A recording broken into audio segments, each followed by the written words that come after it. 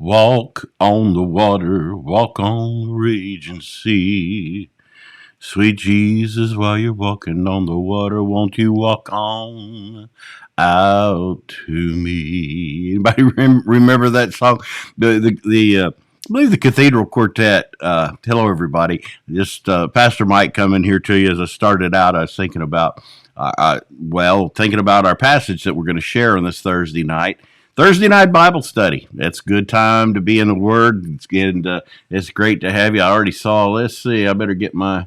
Where's my people comments? Come on. There we go. Hello, Robin Rice Payne. Blessings to you. Blessings to you and our good friend and brother in the Lord, Travis. Love you. Love you, Travis. Um, Tonight we're gonna. This is a quick thought. It's really quick. I know I shouldn't ever say that because I know how I am, but let me show you on the screen. Let me show you here. This is the title, and I don't know. I don't know how that relates to where you are at this very moment, but I'm thinking somebody is really going to need to hear this. I'm drowning here, and I'm not making light of that at all. In fact, I have a quick story to tell you, but before I tell you the story, I want to say this. Thanks for being with me. Thanks for joining me right here on these live stream times together. It's really a special time for me. I so appreciate you coming and being with me, coming and being late, and blessings, my dear brother Roger Murphy. A quick thought, yeah, a quick thought. He says, laughing out loud. You're right. It's well, here's where that comes from. So I've been trying to do these Bible studies on Thursday nights, as those who follow me consistently know. And life gets in the way sometimes, and we realize that it does. And so there's times I'm not going to just do it for the sake of doing it. I'm not going to come on if I don't have anything that I believe God would have me to share with you. So this afternoon, I crack open the Bible. Now I was with the Lord early this morning. I'm with the Lord early every morning, okay, y'all. But this morning, we've been everywhere together this week, and so I didn't have any place really that I thought, that's where I need to be for Bible study with you guys. Therefore, this afternoon, I told Lori, I said, I have no clue where I'm going to be. So if I don't get something pretty quick, a quick something, then I'll just do it Friday night, tomorrow night, or whatever. Well, it wasn't. I promise, maybe a minute and a half, 2 minutes max. All of a sudden, bang! Open my Bible, and here we are. And so I told her, I said, well, at least I know where we're going to be. And she said, that was quick. So there you have it. But let me give you this quick story. Let me bring that back up on the screen, and we just have a few verses here, and it's a familiar passage to you. But I don't know if you've ever been a victim of a close to drowning in your life. I have. Early. I won't give you all the details, but early on, I was learning to swim, didn't really know how to swim, could really barely dog paddle at this point, and I see everybody else, all the other friends of mine, jumping off of a diving board in a high dive, and I'm like, I can do that. I can do that. I can do that. So the next thing you know, I do, and then I'm sinking like a rock. I mean, and I'm trying this new dog paddling. I've been having lessons, and I'm trying to get back up to the top, and so about the second or third time up and down, swallowing water, and I'm like, yeah, this is it. I'm gonna die right here in this swimming pool at this church camp, and the lifeguard dives in, and I promise y'all, dived right in on top of me. I mean, hit me, and so pushes me down again. But anyway, saves me, so I'm thankful for that. And after it was over, I was afraid. I was afraid of the water. I was afraid of getting back in. And the preacher that was coaching me and teaching me tried to teach me how to swim, and he said, "Here's the deal: you're going to jump. You're going to get right back in the water." I didn't want to go back in that water. I didn't want to go back in the water because I was afraid of what I was afraid of the water. Well, he taught me a really good lesson in life, and I want us to look at Matthew. It's a familiar passage, but I want to give you a different perspective that maybe you haven't had. And I'm not going to say it's right. We all have our opinions, but we do have the Word. And there are some things in here in this passage that are very, very, very clear. But if you are at a point, and I want to encourage you, I have there on the screen, thanks for sharing. If you know somebody that is drowning in life, I mean, they're not drowning in the water like I described, but they're sinking. It's like, and maybe that's you. Maybe you're that person. Maybe you're that person that just feels like, could it get any worse? Maybe you just feel like, man, I'm drowning here. And I put it that way because Peter is the one that we're going to talk about, the story of Peter walking on the water, sinking. And I thought, I wonder how he described that later, that incident, how Peter described that incident. And maybe you're right here going, Pastor Mike, I'm drowning here. I'm drowning in life. I'm drowning in problems. I'm drowning every time I turn around. Something piles up on top of me. Hello, Cindy. Blessings. I know that we all go through life. And sometimes, though, when you're going through the real struggles of life and you feel like you're drowning, and let me clarify. You are drowning. I'm not just talking about feeling like drowning. There's times in our lives that we are sinking from the weight of everything around us. And you may have served the Lord the majority of your life. That doesn't mean you still won't feel the fear that sometimes will come up. It did with Peter, and we're gonna. I want to share some of those perspectives with you tonight.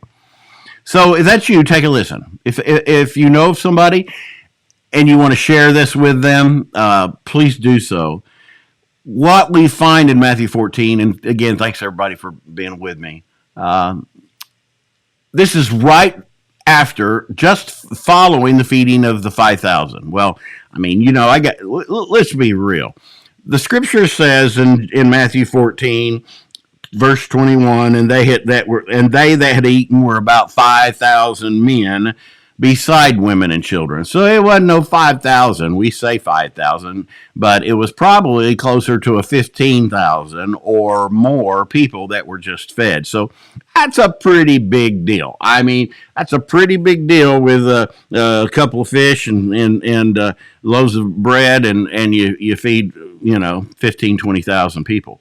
And just a side note, the people in that day were peddlers of baskets, so that's why there were plethora of baskets around, because they were peddlers of baskets, and so there the baskets were. Because I've had somebody go, well, where'd they find all the baskets?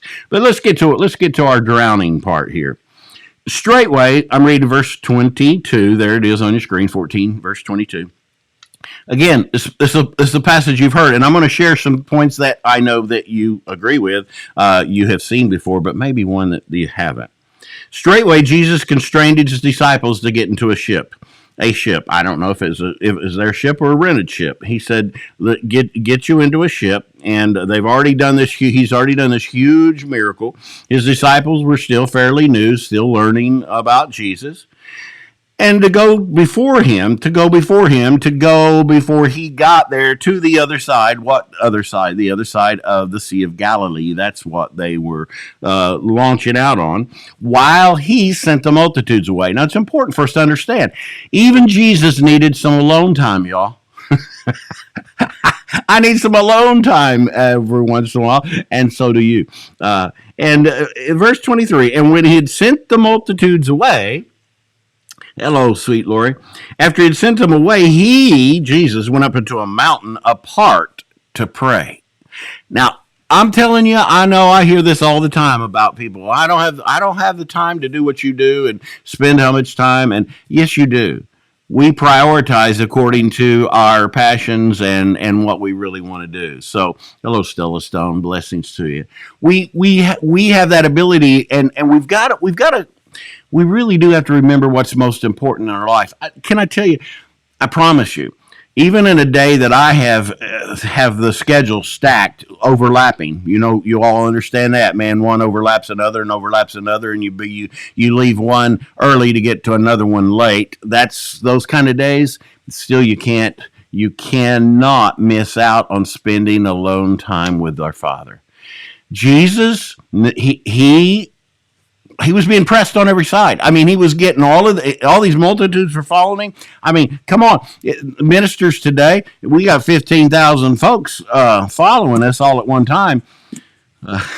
That's a pretty big deal. But Jesus said, okay, guys, you got to go away. I got to have some alone time with the Father. Okay, so that's what he did. And so he gets apart from them. And I love Jesus because he goes up into a mountain. I like the mountains. I like going up into a mountain. There's something about the mountains and the pine cones and the trees and the smells. And he goes alone to a mountain, verse 23 says, to pray. Now, when we think of praying, a lot of times I know what we think of. We start going through the omniscient Father, and we do all this, rigmarole. And I don't think I just myself don't think that's the way Jesus prayed. I think he went up there to get alone with God and say, oh, Father, man, it's been a day already. Because it was already late in the evening, y'all, and we know that because it talks about the fourth watch here in a minute. And the way the Jews broke down everything, it was in 4 groups of 3 hours. And so, anyway, he says, he went in the evening, and when the evening was come, he was there alone. Verse 24. But the ship was now in the midst of the sea. Okay, so the boys are headed out across the Sea of Galilee, and they're about middle ways. And in about middle ways is where we find it says the ship was in the middle of the sea, tossed with waves, for the wind was contrary. I love the way King James Version. The wind, I don't think I've ever said that in my life. Yeah, man, that wind was contrary today. Man, did you catch that wind? I mean, it was blowing to beat the band. Now, that's something I would say, but that's what was happening in our story. This is not a parable, y'all. This is real deal. This is happening. This is an event. And you're going, well, how does this relate to me? Here's how it's going to relate to you. Here's how it relates to me. In our lives, we absolutely have times, and sometimes more. It feels like more of the times we're in the middle of the lake and we're drowning, and the winds are contrary than the other times in our life, and that's just life. I mean, it really is. I have Rogers with me, and we do a lot of things audio visual together, and we love the line. Technology is great, man. It's great when it works. And that's because you can literally set something up. Pastors know what I'm talking about. Pastor Steve Farmer, he's one. He's like, how does this happen? I don't know. You can set something up today, not touch it, come in tomorrow, and especially if tomorrow were Sunday and everything is messed up, it's not working like it was yesterday. How does that happen? I don't know. I wish I could explain it to you. But that's life too. These guys, these disciples, they just witnessed a huge miracle. Jesus says, I'm going to send the multitudes away. I'll meet you on the other side. He goes away to pray. They're doing everything right. They're doing everything they've been asked to do. They're doing everything that he said to do. And yet we have wind that was contrary, okay? And in the fourth watch, verse 25, that's between 3 o'clock in the morning and 6 a.m. Okay, so fourth watch. It's the last watch, and it's going to be daytime. Sun's going to come up, and in the fourth watch of the night, Jesus went unto them walking on the sea. Now I'm giving you Matthew's rendition of what happened on that night, because I believe Matthew was in the boat. Okay, Mark gives a little bit different story, but Mark I don't believe was in the boat. He's writing about it afterwards, and so you get some different things from Mark. But I like Matthew because I believe he was there. And so in the fourth watch of the night, Jesus went into them walking on the sea. All right, now. we know the story. So it's Here Comes Jesus, old children's song. Walking on the water, here comes Jesus. Walking on the water, here comes Jesus. Walking on the water, out on the deep blue sea. Y'all remember that song? All right. Well, it's easy for us to consider it now after the fact, 2020 hindsight, 2020 vision. But at this point, I mean, nobody walked on water before. I mean, I don't know that many people that have walked on water since. I haven't, but Jesus is walking on the water. They've got this storm going on. These guys are used to the water, so they're sheep, they're ship people, and so they know what's going on. And when the disciples, verse 26 says, the disciples saw him walking on the sea, so they see him. They see Jesus walking on the sea. They were troubled. Ooh, yeah. Well, I don't discount that I would have been troubled too, going, dude, look, there's somebody walking on the water out here. Okay. And they were troubled. Here's what they said. It is a spirit. And they cried out for fear.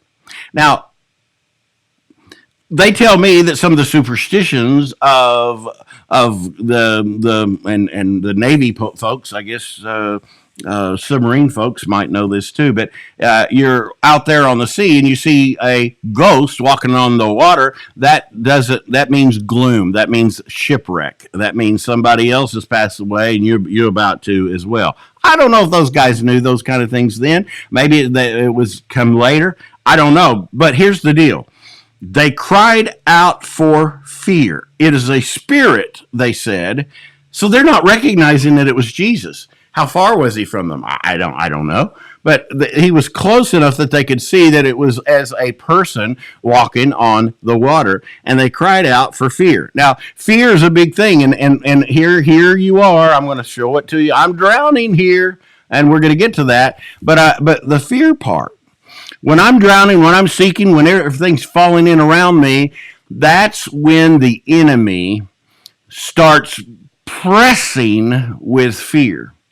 And I'm reminded of 2 Timothy 1:7 that says, but God has not given us.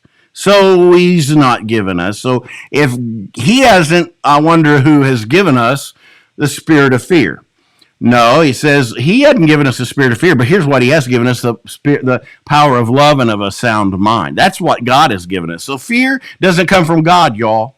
So if you're watching me and you have everything sinking in around you and you're drowning and you're afraid, you're fearful, that is not coming from God. This is a message of encouragement tonight. This is a Bible study of encouragement. And again, thanks for coming with me. We just got a few verses. I want to show you a perspective. Maybe not right, but it might be right, and at least will get our attention to give a little bit of understanding to where we are in the picture. Because I like to put myself in these people's place. I can relate to drowning because I almost drowned. I can relate to that. And if you've almost drowned in life in the natural, you can relate to that. It also, when you see, there's times in my life that I don't feel like I am drowning. I'm not sinking, but others are around me. And when others are around me, I need to have compassion for them. Let's go on. So, verse 27, but straightway Jesus spake. Straightway, immediately he spake unto them, saying, be of good cheer. It is I. It's me. Be not afraid. Now, he's reinforcing the fact that it's not a ghost. It's me. I'm here. And I want to tell you all, I know sometimes it feels like he's as far away from us as he possibly can be. He's over here taking care of Roger. He's over here taking care of Stella. He's not over here taking care of me. Yes, he is. That is a lie. I wish I had. Yes, I do. I think I still have it up here. Yes, there it is. I had it up from last time. There it is, John 8:44. That's just remember that verse. The devil is a liar. So he's lying. So Jesus says, hey guys, be of good cheer. It's I. Don't be afraid. Verse 28. And Peter answered him and said, Lord, I love Peter. Lord, if it be thou, bid me to come unto thee on the water. Nobody else thought of that. Well, if they did, they didn't say anything. But Peter's going, man, if that's you, I want to walk on the water too. All right. And he said, Jesus said, verse 29, come. Pretty simple. Come. He didn't say, well, Peter, have you paid your tithes? You've been to church lately? Have you washed your feet really, really, really good? And I saw, he said, come. All right. And when Peter was come down out of the ship, so it sounded like, I mean, it was a pretty good ship. He come down out of the ship. He walked on the water. Now, I know a lot of people give Peter a hard time because of what's coming up. But Peter walked on the water. Some say, well, he probably just took, little baby steps. I don't care. He walked on the water. Doesn't that count for something? He walked on the water. Now, listen to me. I know that some of you are watching me here, and you have yourself, not in the natural, but in the spiritual, walked on water. You've walked on water. You have stuck your faith out there, and man, you have, with God's help, done some amazing, mighty, miraculous things with the Spirit of God that's in you. Well, that was a pretty big deal for Peter, wouldn't you say? He literally walked on water. But when he saw, verse 30, when he saw what? Remember that contrary wind that we talked about up in verse 24? When he saw the wind, now he didn't see the wind per se. What he saw was the effects of the wind. That's what you and I see. That's what you're seeing in your life. If you're watching me here and you feel like that person, I'm drowning here, it's because you're looking at the wrong things. Peter walked on water. While he's walking on water, I wonder what his perspective was. I wonder where his eyes were focused. I wonder what he was looking at or who he was looking at. I believe in my heart that when he gets out, Jesus, if it's you, let me come to you. I'm going to walk on the water too. And because he sees Jesus walking on the water, he starts walking on the water until he gets his eyes off of Jesus. And this is not news to any of us probably watching, but somebody needs to be reminded of it. He stops looking at Jesus and he starts looking at the effects of the wind. Right now, if you're listening to fake news media, right now, if you're listening to all the stuff that's coming down the pike, and we've got a second pandemic, we got this, we got that, something else, you're gonna have to do this. Listen, you're gonna be in a world of hurt because the fear is gonna creep in there because your mind and your eyesight is looking at the wrong things. Stop looking at those things. Start getting back on your eyes focused on Jesus. You're saying, well, that just sounds all spiritual. Well, it is spiritual, but it's very much natural too. I can tell you that when my focus is on the Lord, when my mind is with the Lord, when all of my attention is with Him, and then life comes somewhere after that, everything is different. But when it's reversed and I squeeze a little bit of God in there once in a while, I squeeze a little bit of seeing Jesus once in a while, my focus is in the wrong area. And I'm telling you, I feel like Peter in just a minute. Hey, I'm drowning here. I'm drowning. Okay. So he says, the wind, he saw the wind that was boisterous and he was afraid. Are you all hearing that word again in these scriptures? Afraid, fear, afraid. Fear. God has not given us the spirit of fear. Fear is a liar. Fear is a liar. If fear has gotten a hold of you, rebuke that stuff and get back in line with the Word of God that says, hey, I'm the way, the truth, and the life. I am with you forever. I will not leave you. And Jesus, now Mark says, he would have walked on by. I don't know where Mark got that, but maybe he was thinking that Jesus would have just met him on the other side. But here, Matthew in the boat is going, you know what? Jesus was right there. He was walking right there where we could see him. Somebody that close, I know the moon may have been up that night. Maybe they saw him real good. It was a full moon. I don't know. But when he saw the wind boisterous, he was afraid and beginning to sink. He was beginning to sink. Here's I'm drowning here. I'm drowning here. Does anybody notice? I'm drowning here. Are you paying attention, God? He is. In fact, he's right there with you. That's the perspective I want to show you in the conclusion of our Bible study tonight. God's not a God that leaves and forsakes us. I understand in my Bible all the words of departing from the faith, departing, seducing spirits. Jude, we've been studying that in person at Beams of Light, and we've been talking about how that there's false teachers teaching false things. There was back in their day. There still is in our day today. And my part is not to leave something that I've already got a part of. And Jesus is already told Peter, come on, Peter, get out of that boat, walk with me. Now he's beginning to sink. He's not feeling like he's sinking. He's absolutely sinking. I've seen one of those pictures. I don't know if you've seen it, where it's a perspective of the person that, like, it would be Peter sinking, and he's looking up through the water, and you can see Jesus on the other side, and the hand coming through the water to grab him. Listen to this when we is in just a couple more verses here. And again, thanks for being with me. Thanks for hanging with me, and I pray that this resonates with you. When he saw the wind boisterous, he was afraid, and beginning to sink, he cried, saying, he cried out, and he prayed a prayer, maybe one of the shortest prayers that you'll read in the Bible. Lord, save me. He didn't just say it like that. Lord, save me. Lord, save me. Or, Lord, save me. I'm sinking. I'm drowning here. Have you cried out to the Lord like that lately? Listen, he says he was beginning to sink, and he said, Lord, save me. Verse 31, and immediately, everybody say immediately, Jesus didn't go, well, I think I'll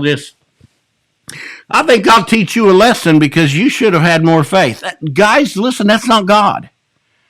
That's a religion. That's fear. That's the enemy talking. That's not the way our God works. Immediately, Jesus stretched forth his hand and caught him. And here's what he says unto him. He says, O thou of little faith, wherefore didst thou doubt? Now, all my life I've taken that. Why do you have such little faith? And where did that doubt come from? I've always taken that perspective that Jesus was referring to him starting to drown and starting to sink because he took his eyes off him and he's looking at the wind. Well, I believe that's probably true.